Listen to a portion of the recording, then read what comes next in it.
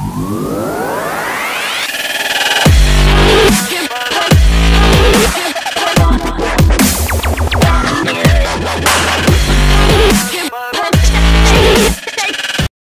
Friends and my dear students, आप सभी का स्वागत है आपके अपने YouTube channel techno master Abhishek में। So guys, in this video I am going to discuss about the chapter 1 part 5।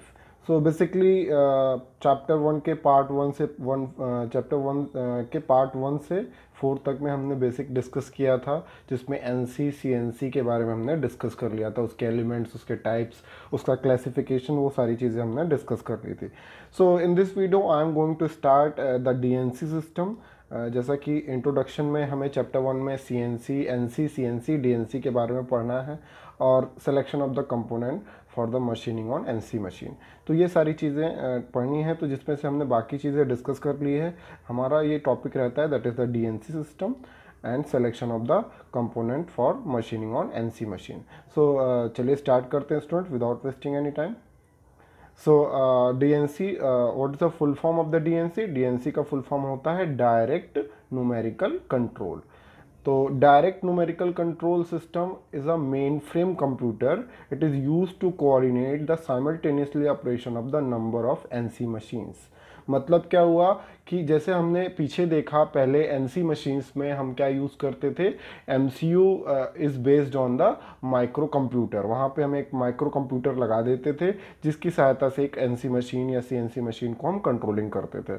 लेकिन यहाँ पे क्या होगा, डीएनसी में एक मेन फ्रेम कंप्यूटर लगेगा जो कि उसके पास ह्यूज मेमोरी होगी, बहुत ज़्यादा मेमोरी होगी उस कंप्यूटर में, और उससे कई सारी एनसी मशीन्स को जोड़ दिया जाएगा और उन सारी एनसी मशीन्स को एक ही कंप्यूटर क्या करेगा, कंट्रोल करेगा, मॉनिटर करेगा। ओके स्टूडेंट्स, तो दैट इज़ द डीएनसी, जो कि डायरेक्ट न्यूमेरिकल कंट्रोल है।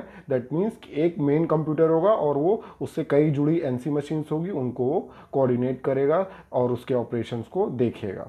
So the main task performed by the computer are to program and edit the part program as well as the download the part program to NC machine।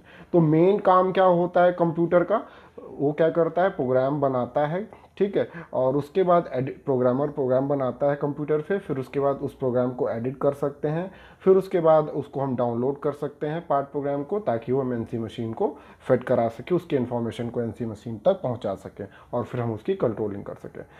Machine tools जो होते हैं, machine tool controllers लगे होते हैं that have limited memory, जिसके पास limited, बहुत कम memory होती है।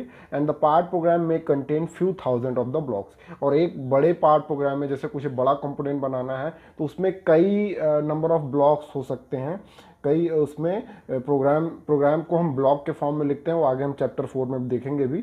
तो वो प्रोग्राम्स को सेव करने में बहुत ही स्टोरेज की ज़रूरत होती है।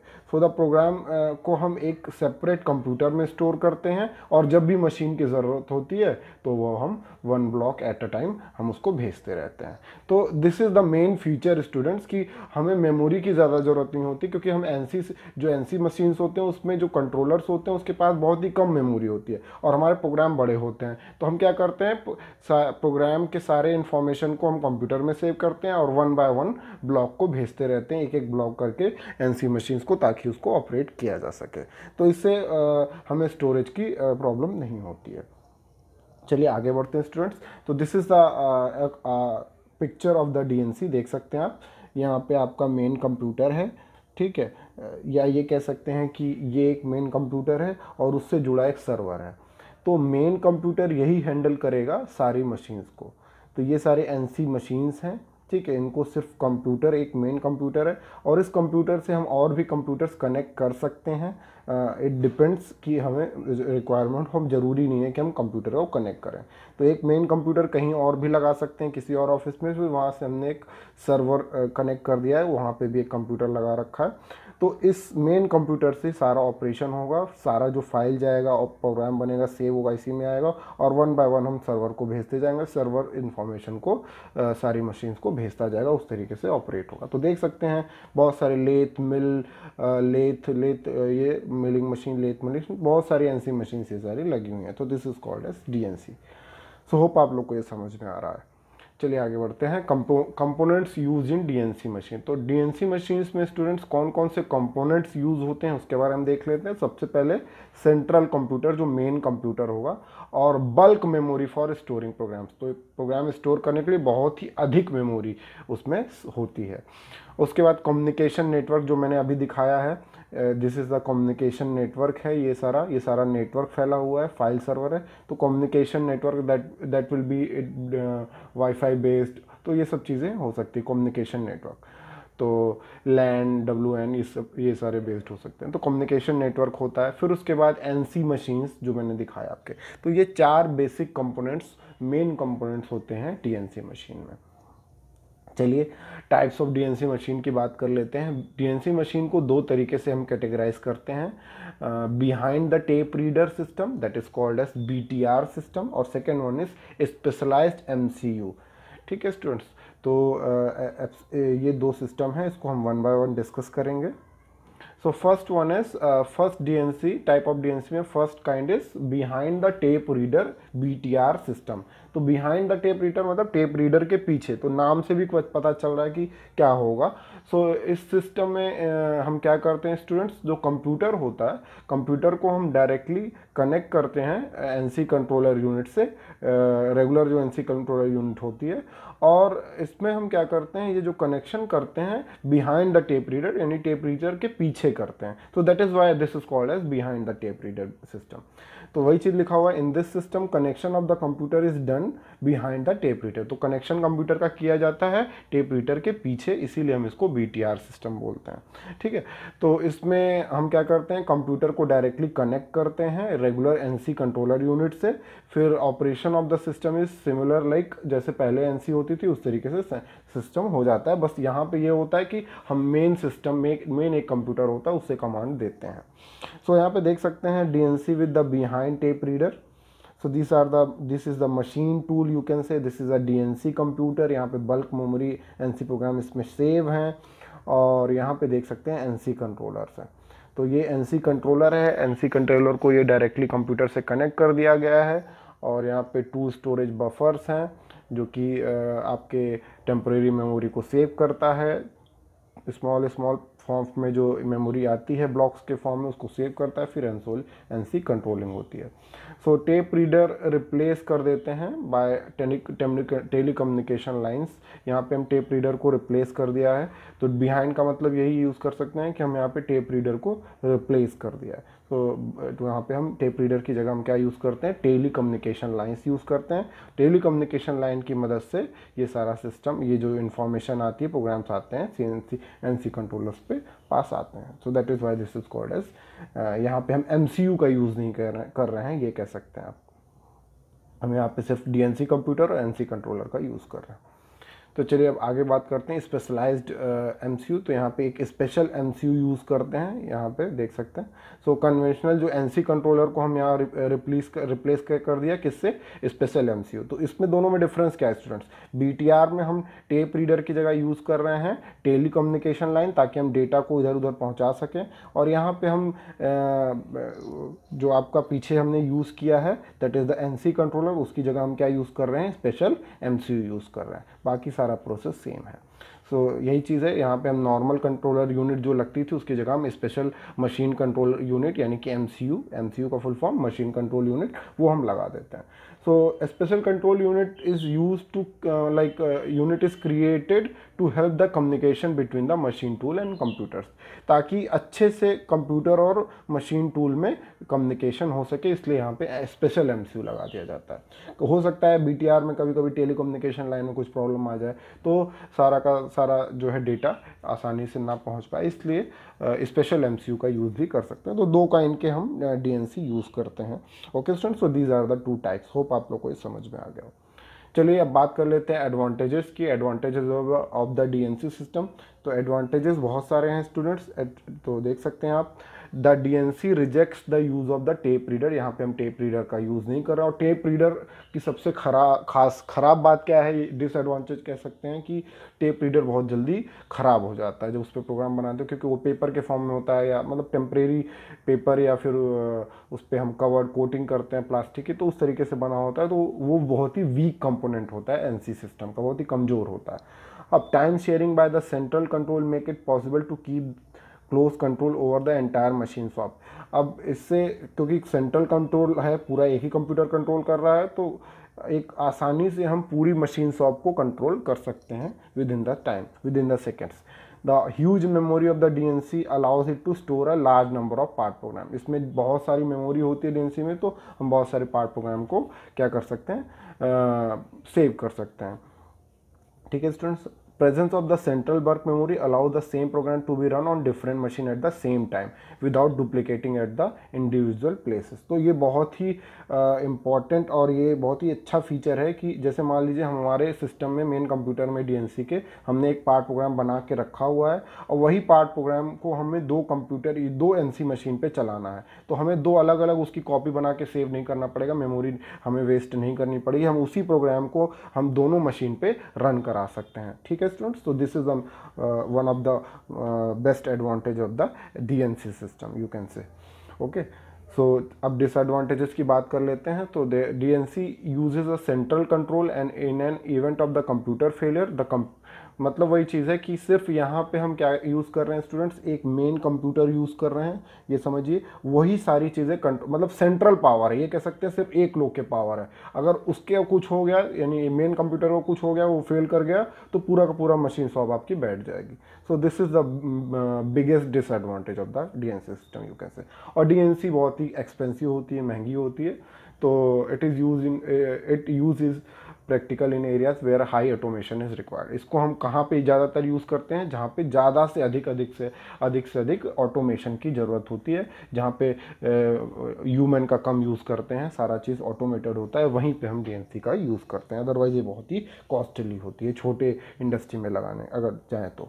ठीक है, तो दीज आर द सब डिसएडवांटेजेस एंड एडवांटेजेस। होप आप लोग को ये डीएनसी सिस्टम पूरा समझ में आ गया। तो एनसी सीएनसी एंड डीएनसी हमने कंप्लीट कर लिया है। अब हम कुछ और एक लास्ट टॉपिक आपका रहता है, उससे पहले हम देखते हैं difference between the CNC and DNC. इसके बाद हम डिस्कस करेंगे सिलेक्शन ऑफ द जो मशीन टूल है, सिलेक्शन ऑफ द कंपोनेंट कैसे करें, उसके बारे में हम डिस्कस करेंगे। तो कुछ ये students one of the important question भी माना जाता है कि सीएनसी डीएनसी या एनसी सीएनसी में डिफरेंस बताइए। So this will be your assignment as well.